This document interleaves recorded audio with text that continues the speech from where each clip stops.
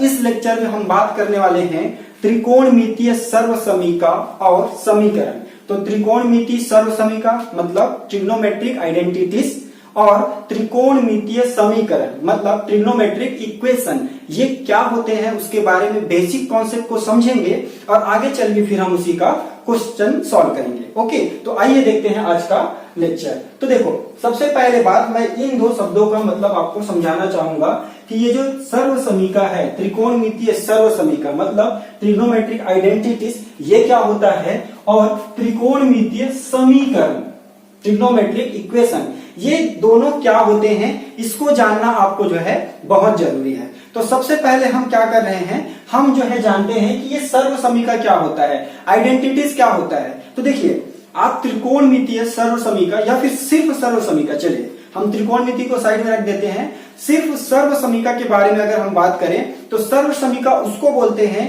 जिसमें सर्वसमीका वो है जो चर राशि के प्रत्येक मान के लिए सत्य हो। आपके पास एक सर्वसमीका है और उसको सर्वसमीका क्यों बोलेंगे, उसमें कोई भी चर राशि है तो वो हर मान के लिए क्या होगा, वो सत्य होगा, है ना। तो समीकरण में फिर क्या डिफरेंस आएगा, समीकरण में आपको ये बोलना पड़ेगा इक्वेशन में कि वो हर मान के लिए जो है करेक्ट नहीं होगा, सभी मान के लिए सत्य नहीं होगा, कुछ विशेष मान के लिए सत्य होगा। डिफरेंस समझ में आया। इसको मैं इंट्रोडक्शन वाले लेक्चर में भी बताया था और फिर से रिवाइज कर रहा हूं कि सर्वसमीका जो है चर राशि के प्रत्येक मान के लिए सत्य होता है, समीकरण जो है चर राशि के किसी विशेष मान के लिए सत्य होता है। ओके, तो ये आपको समझ में आ गया होगा। अब देखिए, हम एक उदाहरण ले रहे हैं, एग्जांपल ले रहे हैं कि sine theta plus cos theta equal to 1। अब मैं जानना चाह रहा हूं कि ये सर्वसमीका है कि समीकरण है ना। देखिए, यहां पर चर राशि क्या है, थीटा है। तो अब मैं चेक करना चाह रहा हूं कि इसको हम लोग सर्वसमीका बोलेंगे कि समीकरण। तो सर्वसमीका हम तब बोल देंगे जब मैं यहाँ थीटा के मान को चेंज करते जाऊं और हर बार क्या मिलना चाहिए, 1। और समीकरण कब बोल देंगे, जब ये मान क्या हो जाएगा, सेम नहीं आएगा। ओके, तो अब हम क्या करते हैं, थीटा की जगह मैं 0 लेना चाह रहा हूं, मतलब यहां पर मैं क्या करना चाह रहा हूं, थीटा इक्वल टू 0 डिग्री, 0 अंश, है ना, शून्य अंश। तो मान को रख देता हूं मैं, तो ये हो जाएगा साइन 0, मैं लेफ्ट हैंड साइड को लेके चला हूं, है ना।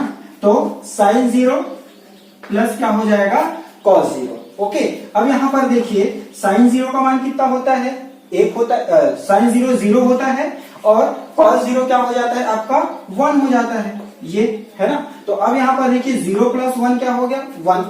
तो यहां पर देखिए ये लेफ्ट हैंड साइड को हमने लेके चले हैं तो यहां पर राइट हैंड साइड आ गया। तो ये तो चर राशि का एक मान हुआ है। हम एक और मान ले लेते हैं चर राशि का। तो अब मैं क्या कर लेता हूं, यहीं पर साइड में ही सॉल्व कर देता हूं। थीटा के मान को आप क्या करिए, 30 डिग्री लेके चल लीजिए। अब 30 डिग्री लेके चला हूं तो फिर से मैं लेफ्ट हैंड साइड में मान को रख देता हूं। तो देखिए साइन हम क्या लेके चल रहे हैं, 30 प्लस आपको क्या लेके चलना है, कॉस 30।